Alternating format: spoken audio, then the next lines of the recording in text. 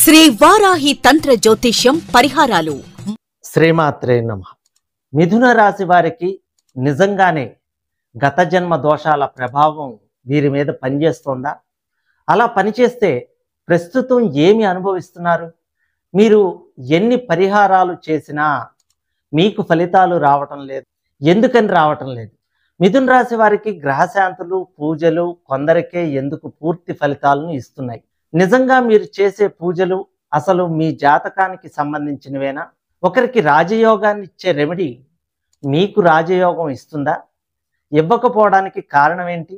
ఈ విషయాలన్నీ కూడా యోగులు, ఋషులు తంత్ర గ్రంథాలలో ధృతకర్మ, అధృత అధృత కర్మల గురించి, వాటి తంత్ర పరిహారాల గురించి తెలియజేశారు. ఈ విషయాల్ని మిథున రాశి వారు ఖచ్చితంగా తెలుసుకోవాల్సిన విషయాలు. ఈ రాశి వారు గత జన్మ, ప్రస్తుత జన్మ వివరాలు, వాటి పరిహారాలు పూర్తిగా తెలుసుకోవాలనుకునేవారు స్కిప్ చేయకుండా పూర్తి వీడియో చూడండి. ఎన్నో ఆసక్తికరమైన విషయాలు, పురాతన తంత్ర గ్రంథాల ద్వారా కొన్ని, అనుభవపూర్వకంగా తెలుసుకున్నవి కొన్ని మీకు తెలియజేస్తాను. ఈ విషయాల మీద మీ అమూల్యమైన అభిప్రాయాన్ని ఖచ్చితంగా కామెంట్ సెక్షన్లో కామెంట్ చేయండి. ఏ పొరపాట్లు గత జన్మలో చేశారో తెలుసుకుంటే ఈ జన్మలో వాటిని దిద్దుకుని ప్రస్తుత జన్మను, రాబోయే జన్మను సుఖవంతం చేసుకోవచ్చు. అందుకు ఉపయోగపడేది తంత్ర జ్యోతిష్య శాస్త్రం అని ప్రతి ఒక్కరూ గుర్తించాలి. అయితే ఈ కర్మలు ఏమిటి, వీటికి ఎటువంటి పరిహారాలు చేసుకోవాలి అనే విషయాలు చివరిలో తెలియజేస్తాను.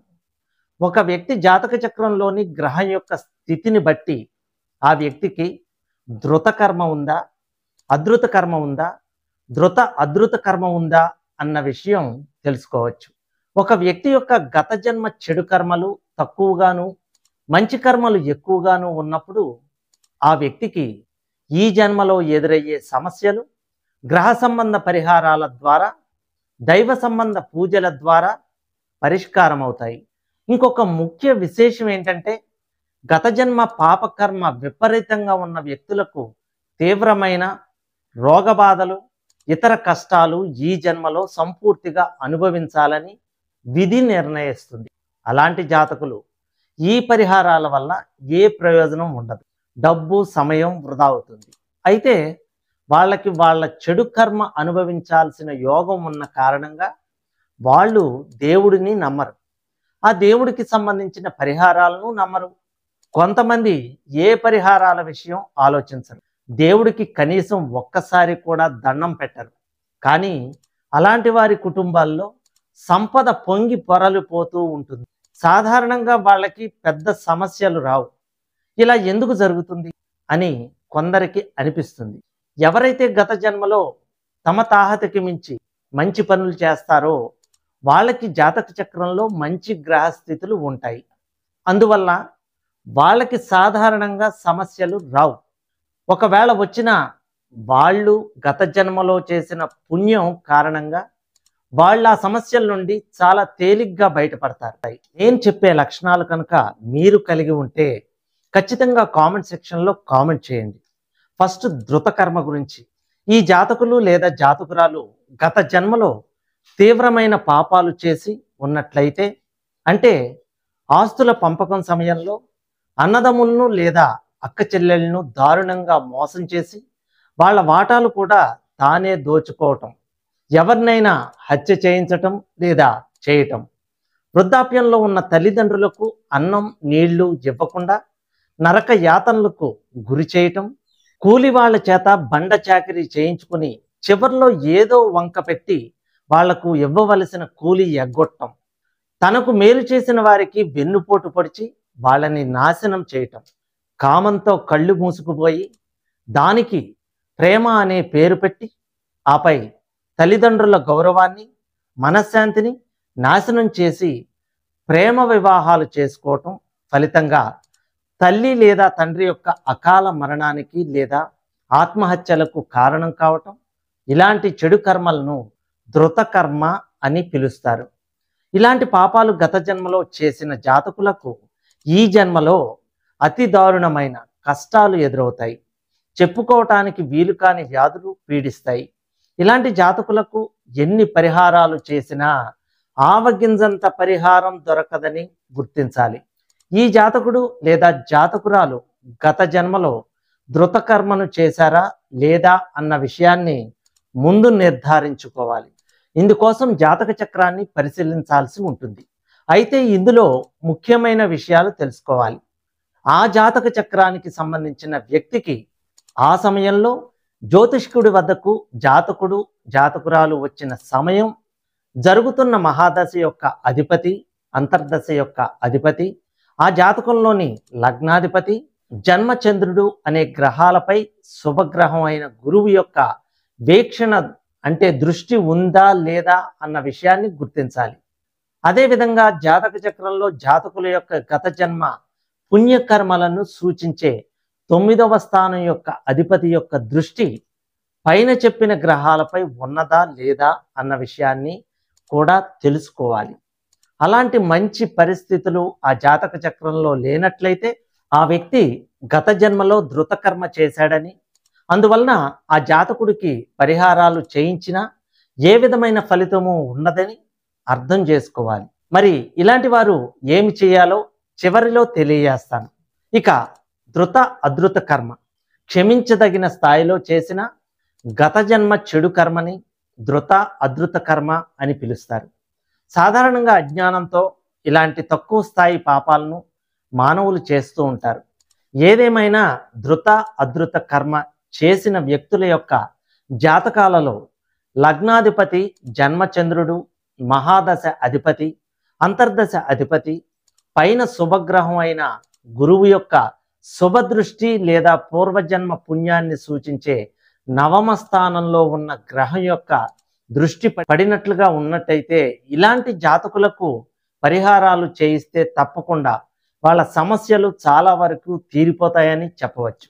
ఇక అధృత కర్మ ఒక వ్యక్తి గత జన్మలో చేసిన చెడు కర్మ చాలా తక్కువ పరిమాణంలో ఉన్నట్టయితే, అంటే ఇతరుల పట్ల చెడు ఆలోచనలు చేయటం లాంటివి అన్నమాట. ఇతరులకు చెడు చెయ్యాలి అన్న ఆలోచన ఉంటుందే కానీ దానిని కార్యరూపంలోకి తీసుకురావటం జరగదు. అంటే నిజంగా ఇతరులకు చెడు చేయటం జరగదు. ఏదేమైనా ఇతరులకు చెడు చెయ్యాలని ఆలోచించటం కూడా కొంతవరకు పాపమే గనుక ఆ పాపానికి తగినట్లుగా ఒక స్థాయి కష్టాలను ఆ వ్యక్తి ఈ జన్మలో అనుభవించటం జరుగుతుంది. జాతక చక్రాన్ని పరిశీలించినప్పుడు జాతక చక్రంలో గురువు లేదా 9వ స్థానాధిపతి ఆ జాతకంలోని లగ్నంలో ఉండటం లేదా జన్మచంద్రుడితో కలిసి ఉండటం లేదా మహాదశాధిపతి లేదా అంతర్దశాధిపతితో కలిసి ఉండటం కనిపిస్తుంది. ఈ స్థితిని బట్టి అర్థం చేసుకోవాల్సింది ఏంటంటే ఈ జాతకుడికి జాతకురాలికి ఏ విధమైన పరిహారాలు చేయవలసిన పని లేదు. ఆ వ్యక్తికి వచ్చిన కష్టాలు వాటంతటవే కొద్ది కాలంలోనే తొలగిపోతాయని గ్రహించాలి. ఇంకా 2 రకాల పరిహారాలు ఉంటాయని తంత్రశాస్త్రాలు తెలియజేస్తున్నాయి. వాటి వివరాలు క్లుప్తంగా తెలియజేస్తాను. దృష్ట శాంతి ఈ విధానంలో ఒక సమస్యకి ఏ పరిహారం చేస్తున్నారో దానికి ఎలాంటి ఫలితం వస్తుందో పరిహారం చేయించుకునే వ్యక్తికి, చేయించే పండితుడికి స్పష్టంగా తెలిసి ఉండాలి. ఇక్కడ సమస్య ఏమిటో, దానికి పరిష్కారం ఏమిటో ఆ సమస్యని ఎదుర్కొంటున్న వ్యక్తికి, ఆ సమస్యకి పరిష్కారం చూపిన వ్యక్తికి కూడా తెలిసి ఉండాలి. ఈ రకమైన పరిహారాన్ని దృష్ట శాంతి అని పిలుస్తారు. ఇక అదృష్ట శాంతి, అదృష్ట అనగా కంటికి కనపడనిది అని అర్థం. కేవలం జ్యోతిష్య పండితుడికి జాతకుడి యొక్క జాతక చక్రంలో మాత్రమే ఈ అదృష్ట శాంతి గురించి, అంటే కంటికి కనపడని ప్రభావాలు కలిగిన శాంతి అంటే పరిహారాల గురించి కనిపిస్తుంది. ఈ విధానంలో జాతకుడు జ్యోతిష్య పండితుడు చెప్పిన పరిహారాలను మరొక ఆలోచన లేకుండా, అంటే మారు మాట్లాడకుండా చేయించుకుంటాడు. అయితే ఈ పరిహారాల ద్వారా ఏ విధమైన మార్పులు తన జీవితంలో వస్తాయో జాతకుడికి ఏమాత్రం తెలియవు. కేవలం వాటి యొక్క ఫలాన్ని మాత్రమే జాతకుడు అనుభవిస్తాడు. గ్రహదోషాల కోసం చేయించే పరిహారాలు, హోమాలు, తీర్థయాత్రలు, పేదలకు అన్నదానం చేయటం, సత్రాలు కట్టించడం, పాఠశాలలు పెట్టించడం, సొంతంగా రక్తదానాలు చేయటం, ఇతరుల చేత చేయించటం, ఇలాంటి పరిహారాలను లేదా శాంతులను అదృష్ట శాంతి అనే పేరుతో పిలుస్తారు. కనుక గత జన్మలో తీవ్రమైన పాపాలు చేసి ఆ పాప ఫలితాన్ని ఈ జన్మలో అనుభవిస్తున్న వారు, ధృతకర్మ చేసిన వారు తమ జాతక చక్రంలో ఉన్న గ్రహస్థితులను బట్టి అతి శక్తివంతమైన తాంత్రిక పరిహారాలను చేయించుకున్నట్లయితే సమస్యలు కొంతవరకైనా పరిష్కారం దొరుకుతుంది. అంతేకాకుండా తీవ్ర శక్తి గల పరిహారాల కారణంగా వాళ్ళకి ఇకపై కొత్త సమస్యలు రావడం సంపూర్తిగా ఆగిపోతుంది. ఇక గత జన్మలో సాధారణమైన పాపాలు చేసిన వారు తగిన పరిహారాల ద్వారా తమ సమస్యలను చాలా వరకు పోగొట్టుకుని మంచి స్థితికి చేరుకోవచ్చని భావించవచ్చు.